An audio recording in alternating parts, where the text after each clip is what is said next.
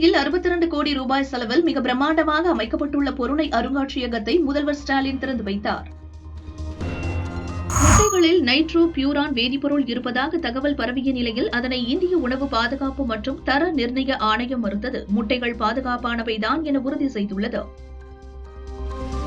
பொருணை தமிழரின் பெருமை என உரக்க சொல்வோம். நம்முடைய பெருமையையும் வரலாற்றையும் நாம் முதலில் தெரிந்து கொண்டால்தான் உலகத்திற்கு அதை எடுத்து சொல்ல முடியும் என முதல்வர் ஸ்டாலின் கூறியுள்ளார். நவீனம், ஆன்மீகம் ஆகியவற்றின் கலவையே இந்திய கலாச்சாரத்தின் முக்கிய பலம் என ஜனாதிபதி திரௌபதி முர்மு பேசினார்.